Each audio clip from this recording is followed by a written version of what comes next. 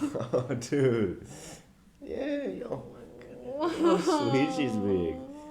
We're keeping this in. Dog break, even though it's just the start. All right. 3, 2, 1, go. No. Hi, everyone. I wanted to say it. Okay, you did. Hi, everyone. I'm Alex. I'm Ryan. And this is Between Shelf and Screen. Yes, and today we are talking about The Martian, the movie. Yes. And We have brought a guest. I'm going to put her down because I'm going to be distracted. I thought you weren't going to talk at all this episode. I was kind of counting on it, actually. Yeah, I don't want to talk anymore. Okay.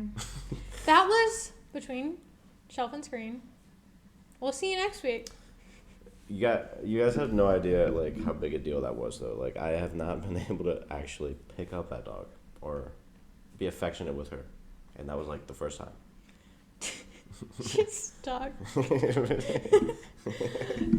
Yeah, my dog Bella does not She's like a a queen. lot of people. Yes, she is a queen, Mhm. and she acts like it because she knows it, Yes. and which is why she wouldn't let you get near her. But now she is friendly, and she has decided she's gonna go to sleep right here. Yeah. She sensed my bad vibes, so. Always. Yeah. Okay. All right. We'll actually get to it. Yes. Yes. Welcome to Between Shelf and Screen. I'm Alex. I'm Ryan. Here's our actual introduction. Yeah. Well, no, we're gonna keep that in. Yeah, of course. But we just have to make it professional and, you know Yeah, what I mean. sure. We're very professional people. Obviously. All right. So, we're gonna talk about the movie. How would you think of it overall? Like. Overall, star rating? Do we want to throw that out there? Yeah, I guess we can do star rating right Yeah, now. out of 5.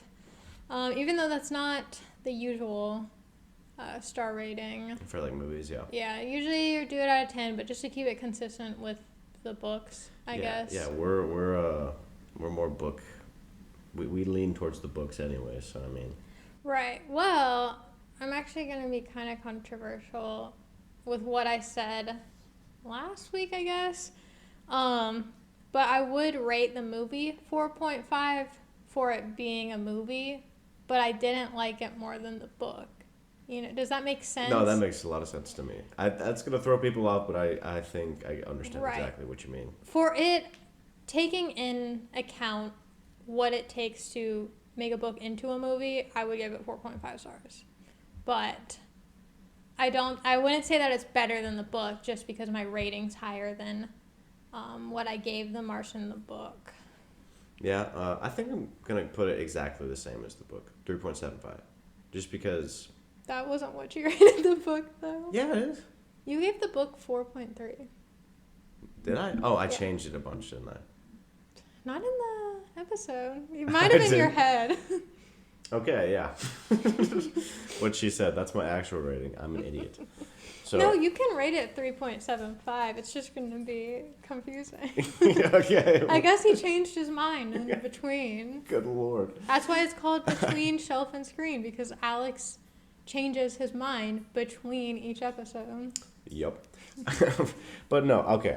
I really do love this movie and the book. I love the story overall, and I think between the book and the movie, what they've accomplished with taking it to the screen is like, it's the same story. It really is. Well, okay. They followed it enough for it to not really differ from the book in most occasions. Like, almost every scene is taken directly from the book. There were Yeah. only a few major changes more towards the end, which we won't talk about yet in case someone hasn't read the book or seen the movie and would still like to. Yeah. But other than that, it was taken from the book, but I think there were a lot of major, like, effects that the book gave that the movie couldn't really. Yeah, there's major things that they did change, but like what I mean by like it's the same story is like it feels exactly the same. It has the same like soul, if you will. That sounds a little bit romanticized, but you know what I mean? It's like the same feeling. Like when I was reading it and then when I watched the movie, I'm like, it's exactly how I would adapt it. Like it's just it's like fun, jovial. It goes into a lot of like the science behind. Yeah. Well, actually, questionably, the book definitely goes more heavy-handed into explaining all the scientific processes and whatnot. Yes.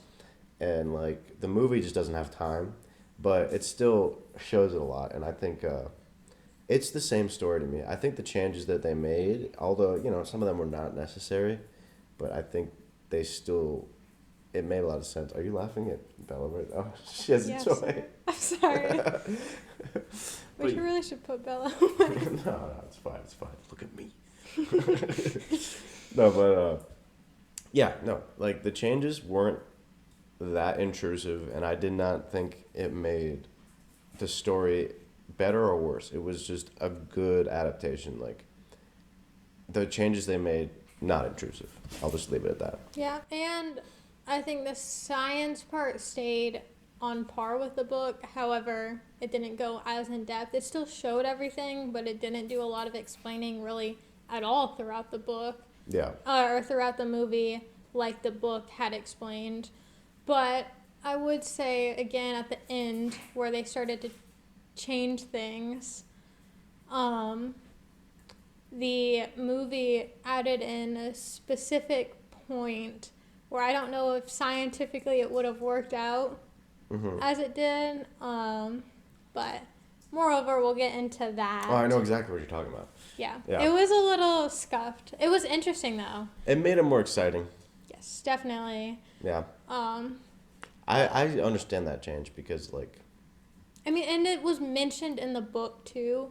yeah. So it wasn't that far off, Yeah. but yeah. Moreover, before we get into spoilers, how did you feel about just overall the movie, like the atmosphere? We'll go into that first. And Just like the feeling. yeah. Yeah, How like- they made, like, visually. Oh, yeah, like the cinematography and whatnot. Yeah. Special effects. Yeah, I mean, very high budget, obviously, and it looked great. Yeah. It really did. I thought, like when I imagined in my head, this isn't gonna give a spoiler or anything. You mentioned this last time too, and I think it's such a good point. Like Mark Watney as Matt Damon, it was great, fine, literally no problems. But then she's like, for some reason, you saw it like a long time ago, and you thought it was Chris Pratt for the longest time, and I'm like, that would have been like an even better casting choice. Literally, I was going to mention this later on when we started talking more about characters, but I could not stop thinking about that throughout the whole Yeah. movie. And I have nothing against Matt Damon, and I think he Yeah. did a great job, but I just wanted it to be Chris Pratt. And Yeah. I'm not even that big of a fan of Chris Pratt. Like, I like him, definitely, but it's not like I, watch every movie of his, and I don't seek out specifically his movies or shows or whatever. But that's all I could think about. Yeah, So I know. it threw me for a loop. And once she said it, I was just like, yeah, that's a missed opportunity. But at the same time, it was made a while before I think Chris Pratt had really made it into the spotlight. And but he was Yeah. back. He's back in Parks and Rec. He was just kind of like a pudgy guy, like pudgy funny guy. And like once he started making it into like action films, he got yoked. And then he was still the funny guy in a Yeah. lot of things. But But mean, this I'm- wasn't his type of movie that he was, or type of just scene he was going into in the acting kind of business at that time. I think the first movie, and I don't know if you've seen this actually, but have you ever seen Zero Dark 30? I haven't, no. It's a story about, or it's like the non-fiction sort of story about like them catching Bin Laden and like all the CIA maneuvering it took to like find him and where he wasn't at Pakistan. I was talking about SEAL Team 6 a lot. And then Chris Pratt was one of the SEAL Team 6 members. And that's kind of, I think that kind of started him on the route to be like that sort of like badass operator. I see, Because he yeah. did that a lot. He was in that in The Terminalist too, which you've probably seen trailers for, but Not in forever. I have heard of the movie, but yeah. I'm honestly not that cultured in movies. But yeah, I'm a nerd for that sort of stuff. I love like military centric films a lot, and yeah, that's just kind of my niche. Like I know Yeah. I know a lot of people aren't into that, but I love it. Which we'll probably have to go into some books later on that kind of have that. Hint. Hopefully, we're looking into that. So pumped. But yeah, that is kind of your thing. Yeah. Like, what's the big deal about that? Come on, man. What's the big deal? It's almost like you were. Oh yeah, no, I was in Army National Guard for 6 years. Yeah. Which is a long time. I didn't realize it was that long. Yeah, when I got in when I was 17. So, yeah, my That's parents crazy. signed off. They're like, yeah, take them. They need to get rid of you somehow. Yeah, they're like, I mean, you're the "Come middle on." kid. Yeah, they're like, middle child, just send them to war. Just get them out of here. Put them wherever it is dangerous, specifically. Okay, yeah, but I want to say this. My parents are great, okay? They will be watching Yeah, this. So. they literally watch us. Yeah. Yeah, No, not actually. It's all good, yeah. I was just so gung-ho on joining. They're like, yeah, sure. Yeah, It's going to pay for college? I guess they should support his dreams or whatever at the time. Yeah. Whatever that is. And now I'm in college. Doing a literature degree. Literature. Literature. As Eng- the Brits would say. I'm an English writing and pub major. Pub? Yeah, publication. I thought you just... Yeah. You I were major in just- going to the pubs, mate. God, dude. Okay. I really hope nobody from England watches this. I know. And then they're going to rate my accent and be like... That's all they're going to say. They'll be like, ugh. Sure, yeah. Man, I hate... I can't stop myself, but I feel awful every time that I even refer to anything in a British accent. Because it's awful. Yeah, it really is bad. I've never really imitated a British accent and said, that was a good one. I don't think us Americans are supposed to. Yeah. I think that's just like a cultural thing that we gotta step out of. Yes. We can't ever. Except It's impossible. Noel Miller. I don't know how he does it. Yeah, he's really good at it. I don't, We got to get back on topic. yes. Oh my gosh. So the atmosphere, honestly, the actual like Mars and everything was very impressive and just genuinely surreal because obviously there wasn't much happening, but when it would pan out and it was just like this huge landscape of just red rock and dust and everything, like it just made everything feel, I don't know, it made me feel like I was Like actually it was there. vast, and, yeah. Yeah, and You're like they were vast, actually you're alone. filming on Mars. It was impressive. That is one thing that like I noticed Andy Weir's not too much into. He doesn't like describing landscapes or anything like that, which I love it when authors do that. Like that is, I love doing that when I write. I'm not a great writer, but I love doing that sort of stuff. And he missed out on opportunity there because obviously he just wanted to talk about the science and everything, which it's just my personal preference. I love that the movie touched on that and they would show. Like, just seeing Mars and just, like, the big mountains and everything, and, like, everything's red. It just looked really, really cool. Yeah, especially compared to Mark, where he just felt so small. It made him feel small on this planet, which I thought was impressive. And then that kind of leads in the cinematography of, like, how it was shot. Like, those scenes really added a lot to the movie. I just wish the director kept more of that. Because one thing that really... made me off-put was they would cut so often, like unnecessarily, and it just made me feel like they didn't, like it made me step out of what was happening because I was like, right. why is Like, it this was, like, changing? montages, right? You're Well, talking about? not even that. Like, you know how when he first made it back to the Hab, right at the very beginning, so this isn't a spoiler, but he made it back into his Hab and was sewing up his wound from the antenna. Oh, he was just stapling it, yeah. Yeah, and they made, I swear, like 8 cuts in that like You're 15 right, yeah. second scene. Yeah. And I was like, it would have been more impressive with them keeping one long shot, maybe even zooming out to see like he's all alone in this place. Because even though I like that they kept all the kind of breathing and just stuff that normal movies would cut out because it's annoying for most people to listen to, like they kept in a lot of the breathing and just natural sounds going on to kind of show that there's nothing else happening. But they cut so often where I was like, I didn't like it. I guess that was one thing throughout the whole movie that I didn't like that they chose to do.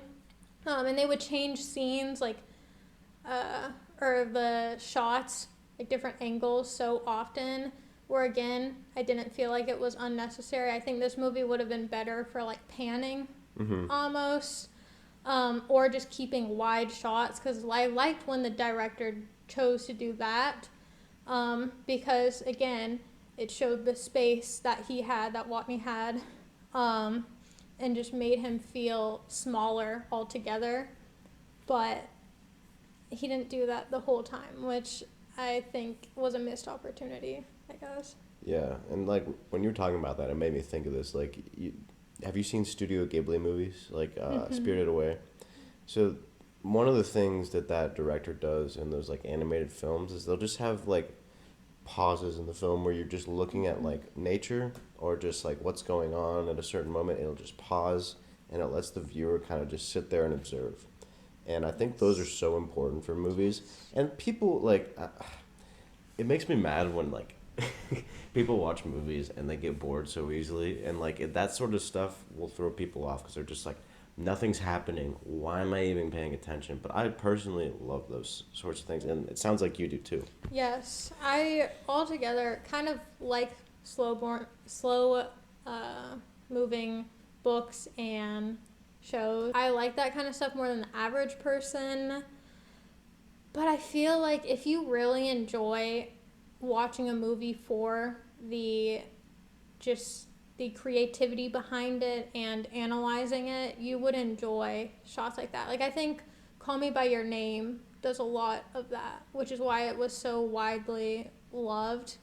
Even though it wasn't necessarily my favorite movie, I could still appreciate the filming in that. And I think it was shot by one camera lens. Like, it didn't change anything like that. Yeah. Which people really appreciated, and it gets a different kind of audience. And I feel like this is the kind of movie that you could have done that and gotten away with it, and people still would have loved it. Yeah. But it wasn't bad. Like, none of the shots were bad, I would say. It was just irritating, and I thought that they could have done better.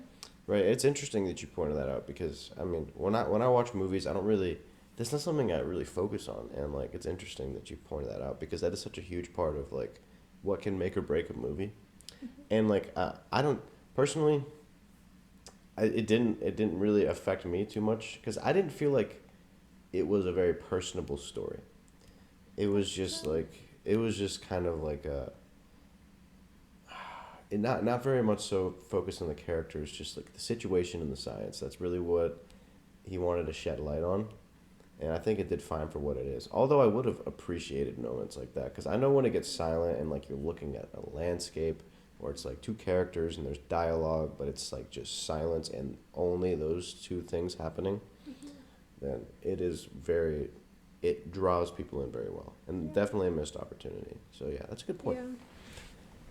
I'm glad you brought that up. You're gonna be the cinematography person because like I'm gonna. It's just gonna go. I'm gonna be like, I like the scene. Not sure why. I try to. I used to be the person that would just watch something and be like, yeah, that was good. I watched it, so it must be good.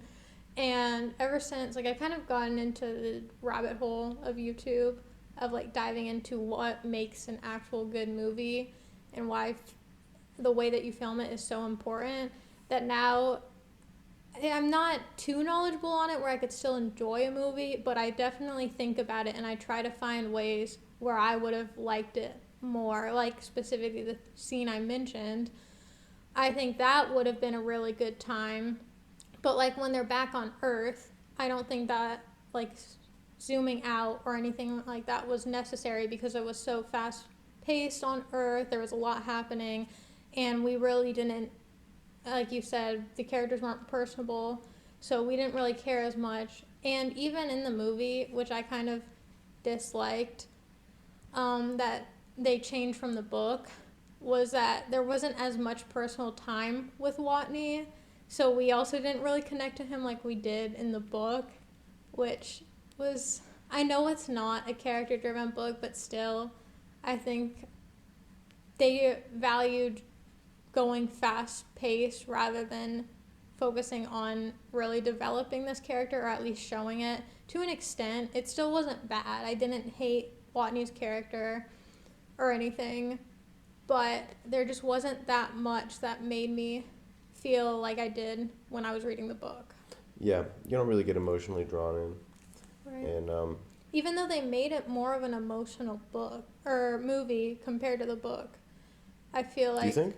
there were a couple scenes which I have a direct quote from one of the scenes that wasn't ever in the book or wasn't explained like it was in the book, but there were a couple scenes where it was more, I'd say, focused on the impact rather than, making light or humor of it, kind of how the book did throughout. Mm-hmm. They are more focused on getting that dramatic effect, which makes sense for a movie since they're trying to keep everyone engaged. Yeah. And have that reason for people to continue to watch and get drawn in. But if you like characters, this isn't necessarily the movie for you, I'd say. Yeah. And, yeah, I pretty much touched on that.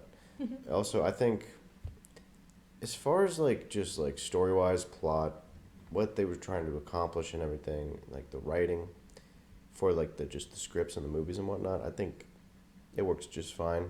Yeah. It's good writing. It just, it's just not a very emotional story. There's not, too much substance as far as that. And you have characters, and, some of them have a little bit of depth, like we mentioned in the book review. Mm-hmm. But it's just not that sort of story.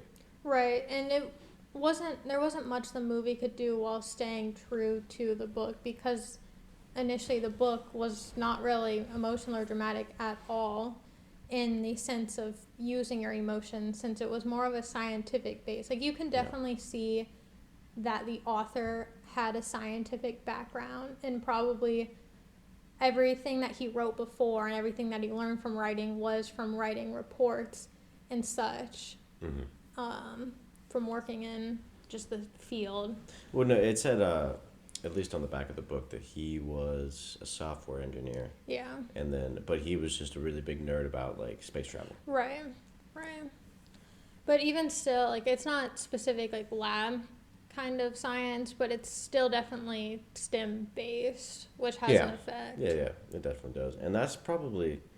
I think I mentioned this before. This is one of my dad's favorite movies. That's probably why he loves it, because he is very much so mechanically minded and he likes tactile, scientific sort of things like that. That's probably why he's watched it over and over and over again. Right. That makes sense. And I think it's for those types of people.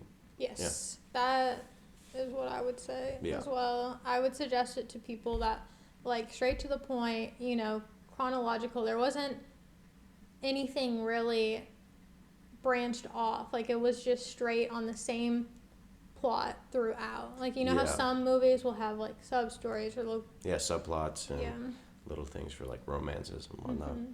Yeah, no, it's not one of those films. And also, I would say, I think I mentioned this in the last one, if you're not interested in those sorts of things, you're still gonna like this movie. Yeah, I would definitely suggest the movie over the book if you are not the type of person to typically enjoy that, because I think everyone can enjoy this movie, but not everyone would want to read 400 pages. Yeah, it's a lot more time.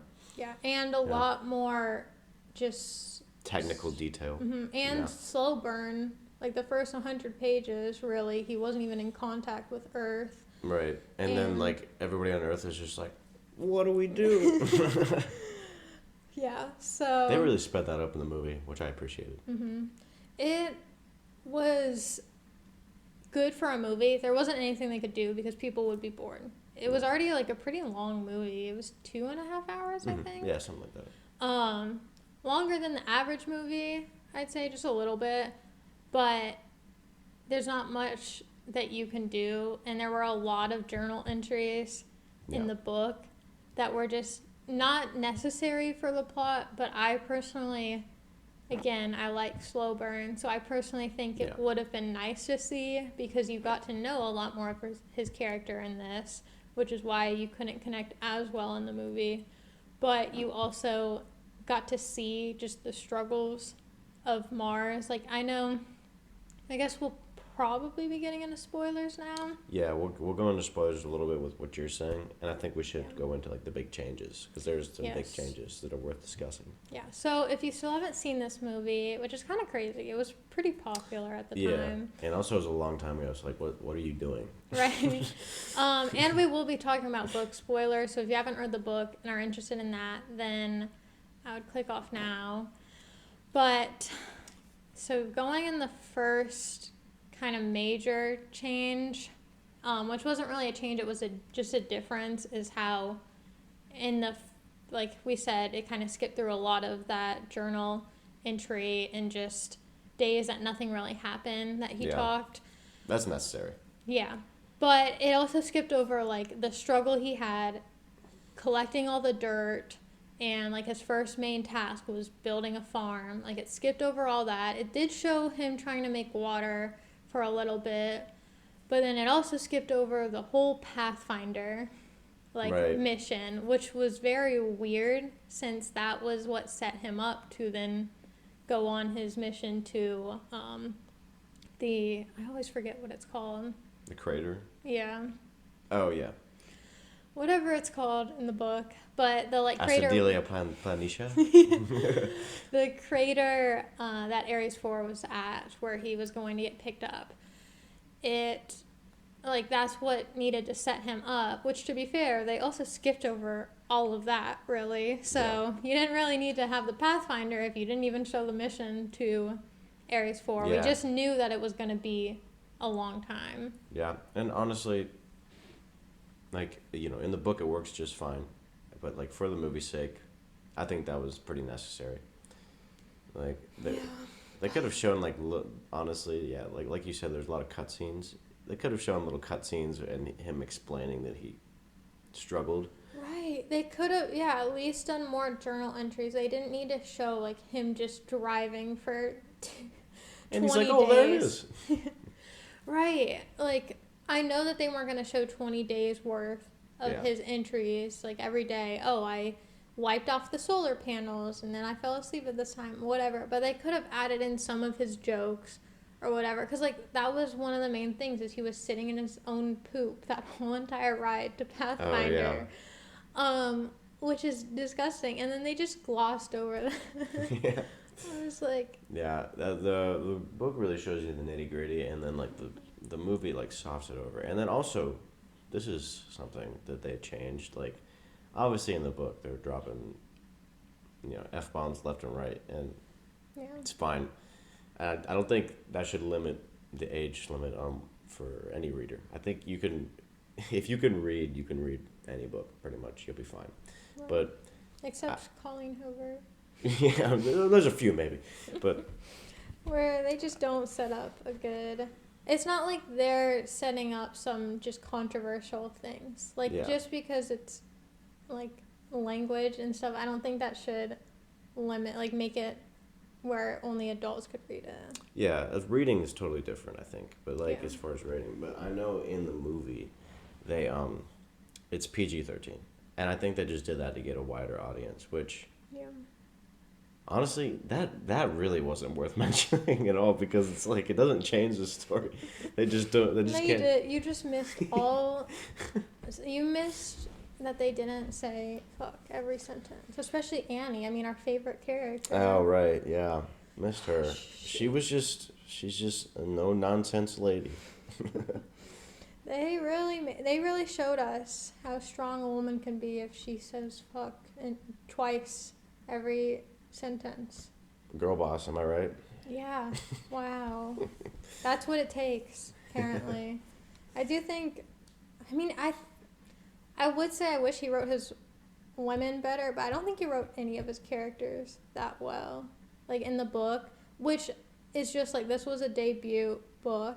Yeah, And I mean, like, he's the characters clearly not were, a character person. Yeah, the characters were what they were. Like, they were, like, characters, and you could tell, like, they had their own personalities and whatnot. And, like, they worked just fine. They just don't have that much depth. Right. It was straight to the point. They had their specific meaning in the book, and that's all that it was. Mm-hmm. Like the person that made the plan for the Ares 3 to loop back around and pick him up, that's all it was. And like maybe he was shown later when they actually like picked up Watney, but other than that, he wasn't anything else for the story.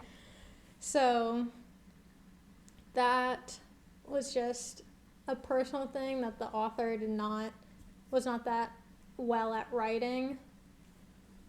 But, I'll take into account that this was his first book, and it clearly was science-based, and he wasn't trying to write about the characters. Did you think that there was a reason why they changed it to Soul 18, where they left instead of Soul 6? Like, in the movie, the storm hit at Soul 18 instead. Oh.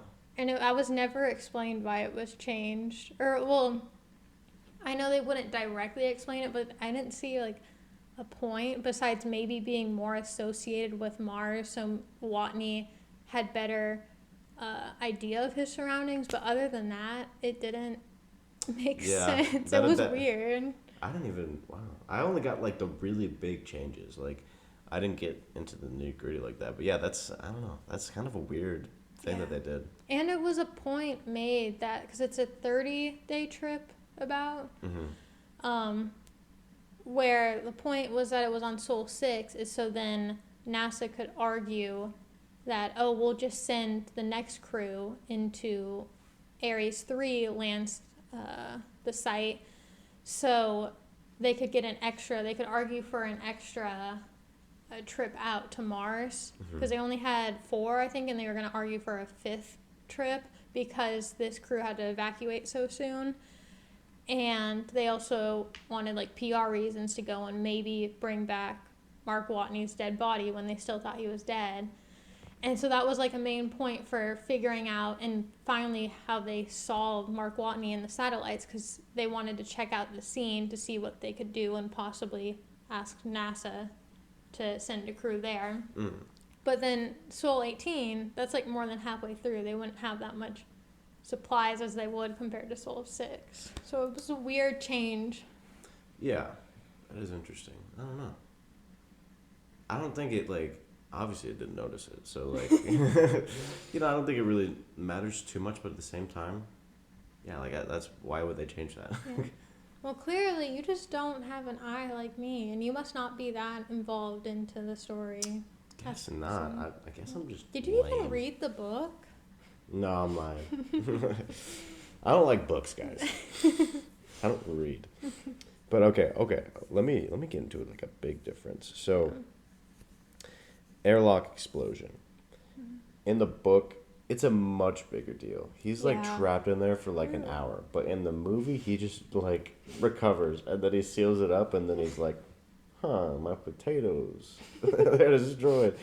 But like, I don't know, like, what did you think of that? Do you think it really took away anything in the movie where they just made it like, they just kind of time-lapsed through that?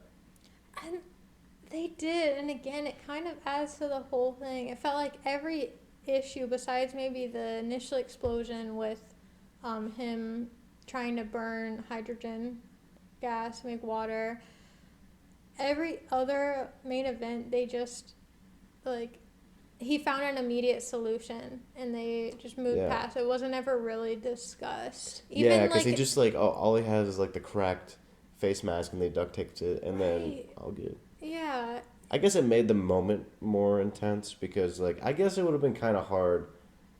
Maybe not. I don't know. I'm guessing their thought process was it would have been kind of hard when he got stuck in that tube.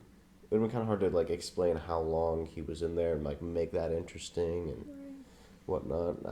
I guess I kind of understand that. Well, so, like, also, that's, like, more of an intense scene right off the bat. Well, also, Matt Damon did all his stunts, and they were afraid that he would actually die on Mars if they did that. I thought you were actually going to say something. You got me, damn. But... yeah. Matt Damon actually went to Mars. Man, he beat me there. Gosh, I guess I'll never be the first person. He's a real one for that. He really said, no, I'll be the one to do all the stunts. And he carried through. And that's why they had to limit every intense scene. Yeah. But actually, it was very weird because the whole thing in that scene was he was debating on what he needed to fix, because not only did his suit break in the book, but also the actual airlock was leaking. Yeah. And so he had to choose to fix the airlock rather than his suit, which meant he couldn't go out even though he was detached from the hab and also needed to fix the hab. Yeah. He only had a limited amount of time, which I think they didn't need to necessarily make it where he was in there for an hour or so, but if they at least like showed his distress having to choose that and then picking to fix the airlock, and then him having to work through what he could do next. Like, it didn't have to be a long scene, but they still could have done that much and then showed like even just like a minute lapse of him walking to the hab with his like air leaking in and like maybe the suit going off, like everything beeping, showing that he was low on oxygen and everything. Yeah. But they didn't. It was weird. You know, this may be, I don't know, we have to look out for this, but the book was actually way more intense than the movie. Yeah, definitely. Yeah. They didn't even have all the intense moments in the movie, which I would say the only more intense thing that happened in the movie or really showed the intensity was at the very end when they had to pick up Mark Watney. Right. Yeah. Yeah. That was more intense in the movie, and that kind of leads us into it. So like in the book, all he does is just get picked up by. It wasn't even the captain. That's another difference. Yes. So the captain didn't go out on the tether and catch Watney. It was. Is his name Beck? Beck, I think. We still don't know. That's so bad of us. I mean, like, he's forgettable. That's so all bad he is Johansson's boyfriend. And he was the doctor of the ship, I think. Yeah, I think so. But it was Beck that caught him. And, like, it made a big thing in the book where he's just like, yeah, if Mark misses us, then I'll untether and I'll go get him. Mm-hmm. And I kind of thought it was weird in the book that, like, they didn't do that. Cause, like, right, it was so hyped up. Yeah, and then they're just like, no, we got him. Mission went as planned. Wow, it actually worked out for once. Like, it was hyped up a lot. And then, like, it made a whole point of, like, Captain Lewis was just like, don't do it. Don't do it. And he was just like, okay, I'm going to do it. Yeah, he literally said, if that happens, he was talking to the other character that we don't know the name of. Oh, Vogel? Yes. And you don't know the name. Man, I was trying to drag us both down. Yeah. You really showed me up. But, the German guys, the German. But he told him, like, I'm going to do that, whether or not the captain allows me to.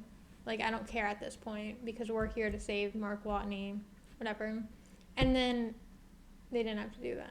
Yeah, honestly, props to the movie for that. Yeah, for changing it, but that gets into where I was like, would this even work out?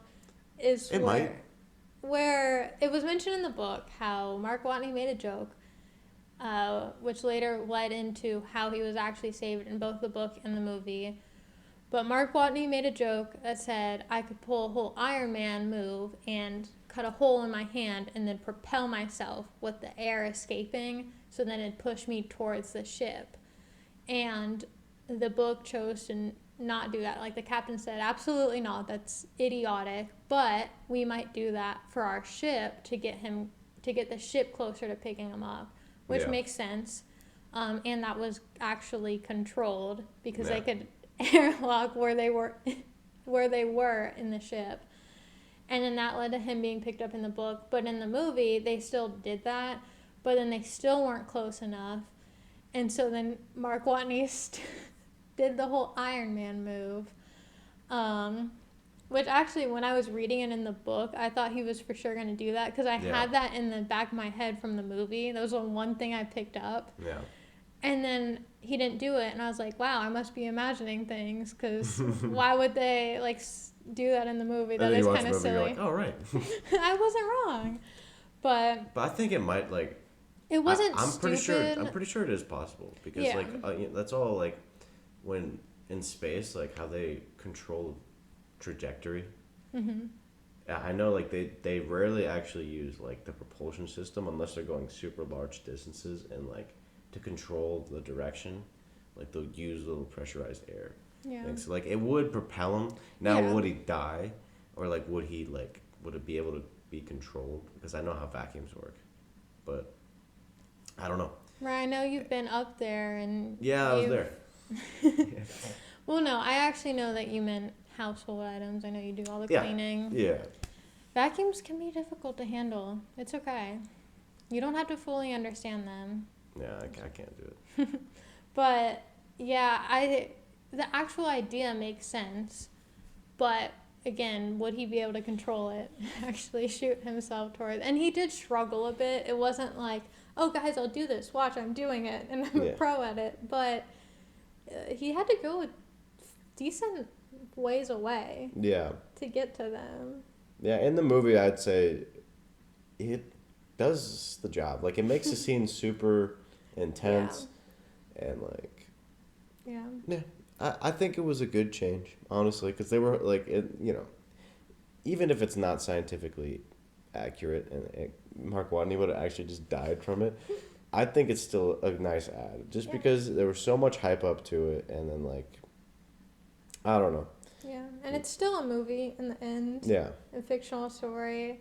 So I think it worked well. I think the ending honestly is better in the movie, and then and then the epilogue too. So well, hold on. I actually want to mention one thing before we move into the ending back on Earth, is how we kind of touched on it, but the captain actually saved Mark Watney directly in the movie rather than in the book.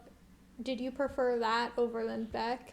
makes the most sense because it kind of ties together her whole arc, because she's just like guilty the whole time. She's like, it's my fault, and then she's literally the one that does it, like saves him, and I think that makes sense.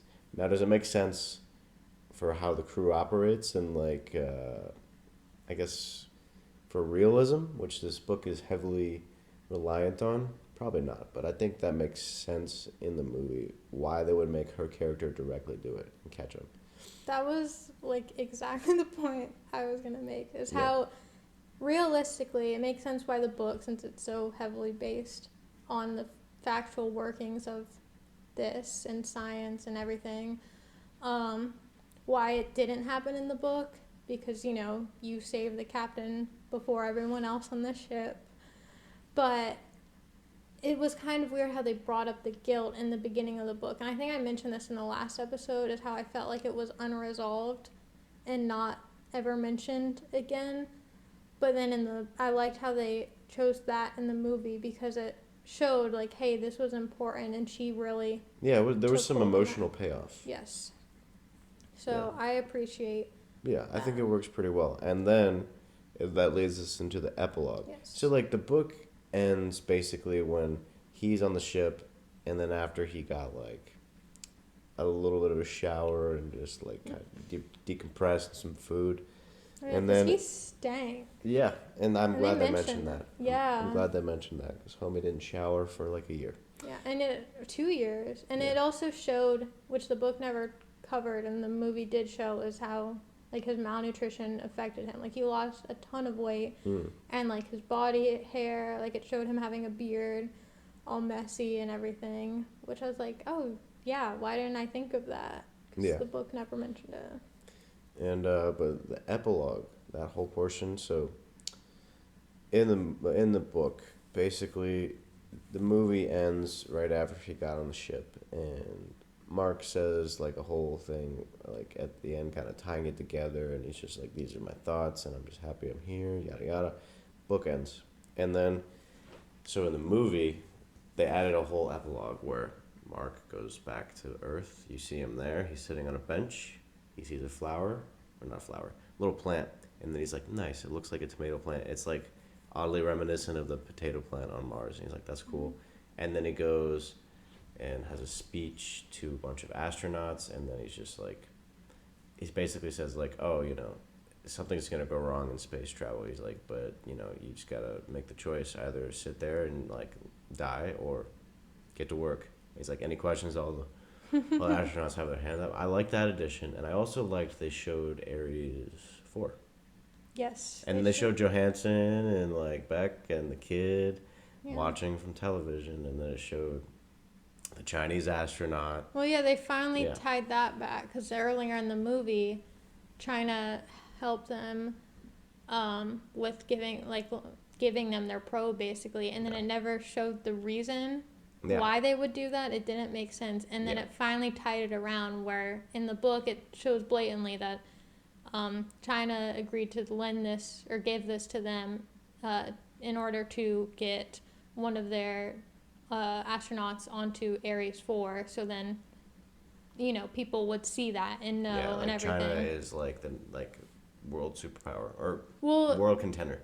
yeah, that like China wanted it raises to be their status, yeah, they wanted to have someone on Mars, which only America had sense. done that at that time. Yeah, it makes perfect sense. Like that's perfect motivation. Like Yeah, but it didn't even touch on that until the very end, and it just showed a glimpse. Yeah. But it was nice to see that they didn't just ignore that. And I'm talking about all these epilogue things, saying I liked it, and the funny part is, Andy Weir does not.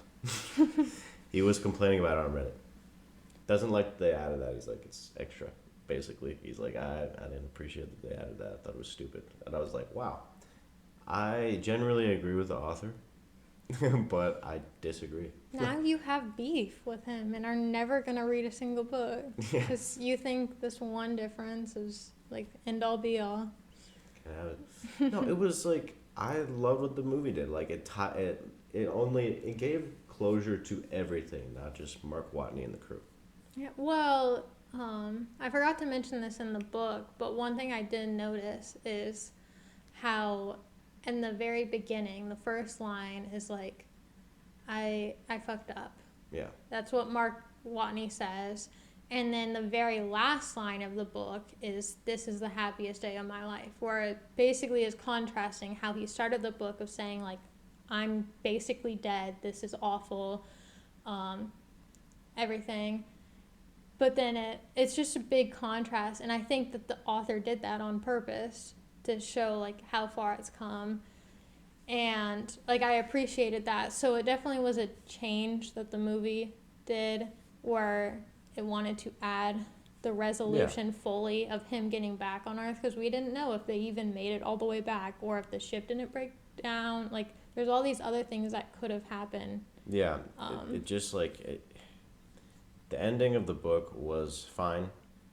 It didn't, like, the epilogue wasn't necessary, but I thought it improved everything, because it didn't just leave you in the dark about, like, where is everybody else at now? Like, what happened, to this whole arc? Or, like, what about China? Did they get the astronaut? Like, what's going on? And then I liked all those additions. And I thought the way the movie ended, like, at the very end was perfect. Just, like, Mark Watney talking to a bunch of astronauts. He's literally a legend. He's, like, way better than all, like, Neil Armstrong, Buzz Aldrin. Like, he is the GOAT. And that's why everybody's, like, wants to ask him all these questions. And he's, like, a badass. Right, and he had his midlife crisis. I mean, he had the convertible spaceship, as he called it, and he chose to spend alone time, He had his whole midlife crisis for 2 years.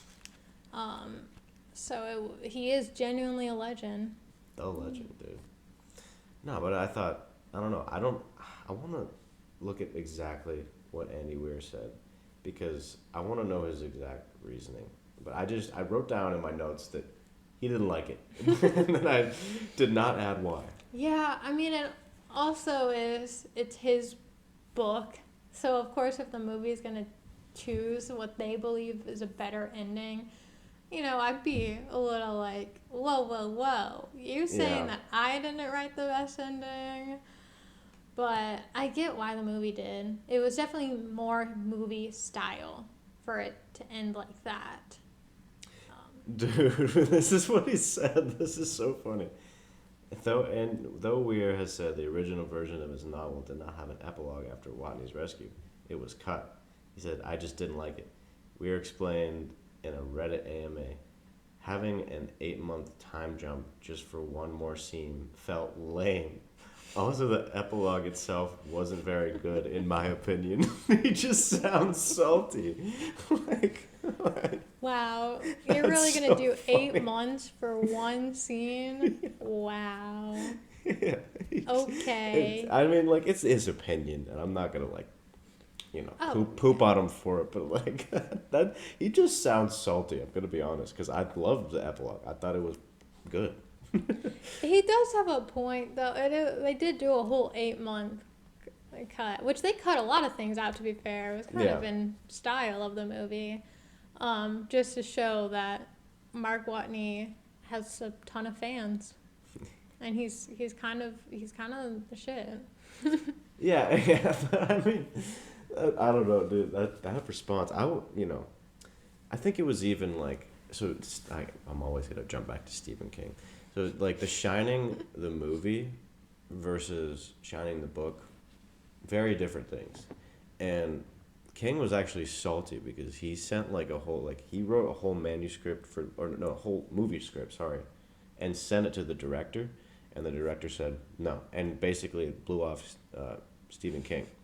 But then he made his own thing out of the movie, changed a lot of source material, and it ended up being a classic of its own. Yeah. And even King was just like, yeah, it's good. Like he bit back his I guess his ego and Almost. everything, and he's just like, it's good. He's like, adaptation wise, he's just like, it's a different thing than the book, but he's like, it is good by itself. Yeah, which I kind of do. Okay, it depends on the book. It depends on the adaptation Yes, and it really everything. does. But I do appreciate when movies change certain things because I try to look at them separately because it's never going to be perfect. Shows are kind of closer since they have more screen time. Mm-hmm. But if you're looking directly at a movie, you can't go in expecting it to be exactly like the book. So I like to take them separately. And it's nice when a movie changes something in order to make it make sense on why it's shorter than the book. Like, instead, this movie, The Martian, chose to just skip past all this, which wasn't bad at all for the movie, but it did make it less personable and take away a lot of the effect of everything Yeah. instead of changing it where it was just one big main issue. And that kind of also mentions or brings into a point that I didn't really mention yet is how man versus nature was really the main issue throughout this book, since it didn't really touch on man versus self, since it didn't go into the actual mental part of everything. But it had really nothing against nature in the movie. Like, it didn't even show the storm, which was the biggest thing where Watney wasn't going to be able to make it to the landing site in time for when Ares 3 was going to come pick them up, because the storm was coming over that you can't really tell it is because of how slowly it masks the environment. And by the time he would be able to notice the drop in the solar panel intake from the sun, he would be too far into the storm. But luckily he caught it early, and it was this whole thing and whatever. And he didn't have any contact with NASA at that point, so they couldn't warn them. So we knew it was coming, and he was going directly into it.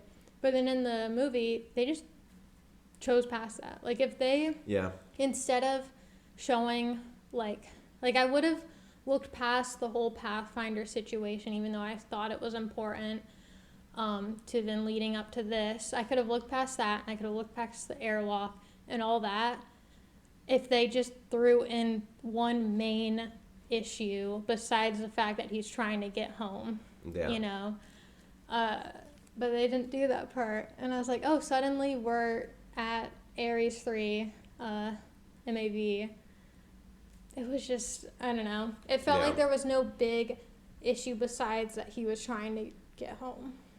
Yeah, I get that. And I remember, it was kind of funny because I think we mentioned this too. I've seen the movie before I've read the book, and I remember reading, and I was just like, man, I'm like, this is so much more stressful. I was just like, I kind of see why the movie cut it out, because like this is just a lot of things. Then it's like there's a lot at the end of that story that I'm like, man, you could have like condensed this. Like it was so stressful, and I don't know. I feel like I kind of still feel that way, honestly, because like I understand like I said, like the read is actually much more intense in the movie, but I understand wanting to cut out some of that because it's just like, man, at a certain point. You see, you must read to like relieve stress. Like I like to read to make myself even more stressed because of other people's issues. Yeah, there's some. Oh my god, that's not really that far off because there's some stories that like I'll read, and I'm just like, oh my god, like it's so stressful reading it because there's so much tension all the time, and you're just like, God, this is exhausting. You would probably hate A Little Life. That I don't know if you've seen. I've only like touched on it, but it's like supposed to be one of the most intense, like mental kind of struggle. Probably. Book. I mean, I'd probably enjoy it. It's just like those types of stories kind of exhaust me, and like this is subjective. Like it worked fine for the movie and the book. Like I don't really think that the more or less tension really did much in those scenarios because like either way, him going, the journey's boring. And then, like, in the book, he's like, okay, well, this is a large gap. I got to figure out how to make it more treacherous. And in the book, or in the movie, he's just like, I think they all were just like, let's just time jump. Yeah, for everything. Yeah, and I get that. But Yeah. I appreciated it just because at a certain point when I read those stories, I get so, like, stressed with all the tension that I'm just like, good Lord, like, this is not very enjoyable. That's just a personal thing for me that I should probably just get over.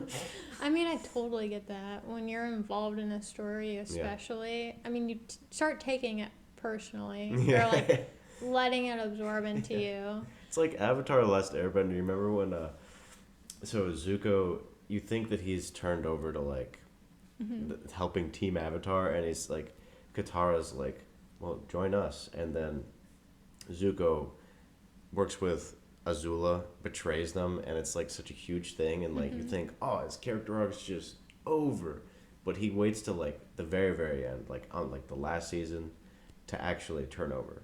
Yeah. Like they built up that so much. There's a lot of tension, and then like I remember when I was little watching that, I was just so mad at Zuko. I was like, Zuko, oh. You took it personally. Yeah, I did. I did. Because Zuko's my favorite. Yeah. Still is. I want to do a whole podcast about Avatar: The Last Airbender because, God, it's so good. I think they have books about it, too. They have one, I think, about Avatar Kyoshi. But I think it was, like, written after. Like, it's not like, yeah. But I'd we could read dabble. We could dabble into that kind of. I would definitely read it. That's up my alley. I love Avatar: The Last Airbender. Yeah.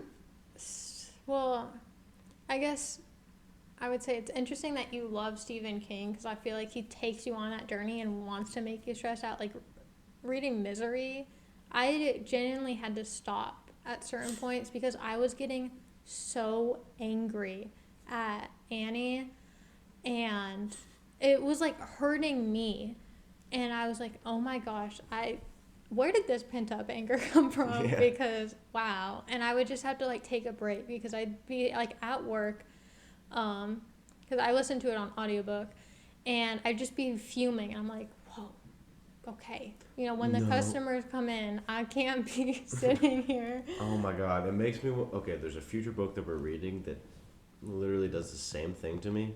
You get so involved in this character's head, and the character's a terrible person, and like he's pointing out character flaws in the ones that he's observing, and they're so unlikable, and I'm just hate reading.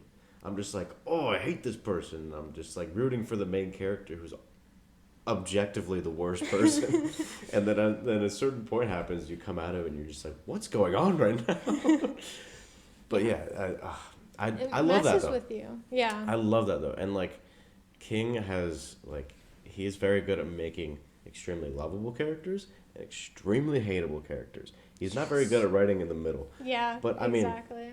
like his villains, like you're just like, oh, I hate this person. Yeah, his villains are insane. And like Carrie, there was no specific villain, but it was so intense. There was just every character. I was like, wow, there's so much messed up here. Yeah.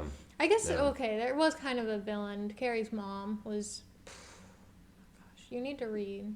Can't believe you haven't read those two. Well, he has like 40 million books. No, I think he literally has like 40, which is insane. Yeah. So, and I'm trying to branch out this year. I really want to, because I just get stuck in my lane, which is I read a lot of like sci-fi and horror, and like, I read like different horror books, and I don't just stick to Stephen King, but like a bulk of it's Stephen King, and I'm trying to break out of it and find different authors. But I will read it this year. Carrie's not that long. I'll give you that. Misery was a drag. Yeah, but Pet it was also Sematary. because I was so angry. We might be touching on Stephen King, so this isn't totally Are we pointless. just done with this book? Like we're just like, all right, on to Stephen King. Well, that's all you. Yeah, honestly. I would say one Projected. last difference that I did notice, and then I have a quote that kind of like, I would say, shows a real difference in how the movie took this book and how the book actually described things. So first, the final difference I noticed was when Watney first got in contact with the crew, or not the crew, sorry, the people back in NASA, and he said, like, what did the crew say when they found out I was alive? And they were like, oh, sorry, man, we didn't tell them. He was like, tell them now, come on, what is wrong with you guys? And then they were like, oh, should we do this? And then the next scene, or some scene like right after, is the crew getting the video that they're alive. And I was just thinking, right, that was such a big issue in the book. That's a good point. Yes, Yeah. And like I thought that was really well played out. In the book. That's a good point. Yeah, no, that change, not the best change.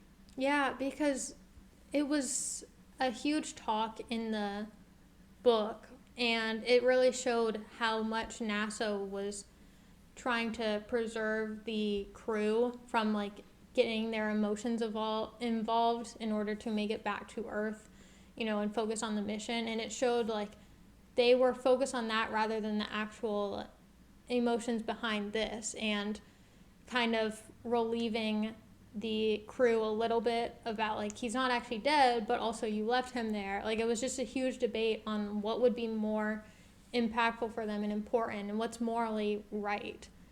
But then they just like brushed over that. They did mention how they didn't tell the crew yet, but then they again brushed over the whole conflict and the arguing in order to fight for like the right for the crew to know. And that kind of got rid of almost all of Mitch's character, besides the fact that he he was one of my favorites. Yeah, and that got rid of like his main arc throughout this story was fighting for the crew, and the only other thing he did was sending the actual what was it, the new message. Plans, the message to reroute. And I just didn't like that. Yeah, I agree. If you were going to bring it up initially, like, follow through. Again, it's not a long character arc. Or, like, it could have been included throughout other scenes that were still mentioned. It was just weird how they decided to bring up certain arcs and then abruptly finish them. I wish they took out... The pacing needed work. Yeah, I wish they took out some of the arcs, which is so weird to say because normally you want the movie to stay true to the book, but it would have been better to take out some of the smaller arcs and just not mention them at all in order to make the bigger arcs more impactful. Yeah. And then I think that also, like I said at the beginning, this is very faithful, good adaptation. Yes, altogether it was. But we're just nitpicking. Like that's going to be this whole podcast, especially when it comes down to the adaptations. We are going to nitpick the hell out of the movies, especially if we don't like them. Yeah. But we liked this one a lot, and we're going in hard. So like, when we're going to go into these ones that we don't like, we're going to have a lot to say. Yes, and so Yeah, altogether, this doesn't mean that we didn't like, which is kind of why we mentioned in the beginning our star rating and our general likes. But this is about like comparing the two and really showing like, is this worth the watch completely? Even though we still said definitely go see it. We believe that this is like the book. If you aren't that kind of person in reading about that, we still think that you would enjoy the movie, and we don't think that it should be necessary to read the book, even though we believe it's better than the movie. But we're still going to go into all the little things that could be improved, even not even necessarily to say like, oh, we'll just add everything that was in the book, because that's unrealistic and it's silly. So it doesn't make sense a lot of times. Yeah, so we're trying to be realistic with what we say, but it's all our opinions in the end. Yeah. So. I feel like we covered everything. Yeah, I do have one quote to kind of wrap it up that was in the movie. So this happened right after the first probe they sent up that had his food and everything to last him to Ares 4. It had crashed because they didn't test it enough and whatever, and it fell back to Earth. And so it was right after when Watney was talking to the crew, and he said in the movie, Watney said to Martinez, "I'm dying for something big and beautiful and greater than me. Tell them I can live with that, and tell them thank you for being my mom and dad." Which I was like, oh man, that is a hard topic. And that's another thing that they didn't really cover in the book, is how his parents must be feeling, how he must be feeling about that. Like, he wasn't married. It was glossed over. Yeah, he wasn't married or anything and didn't have any kids, but still, like, family is family. And so I was like, wow, they're clearly trying to take a more emotional book, or a take, rather than the book, which said, I'm not planning on ending things, I'm still going to fight, but just, like, tell my family in case something happens and I don't make it out. Tell them about my trip on Mars and what I did.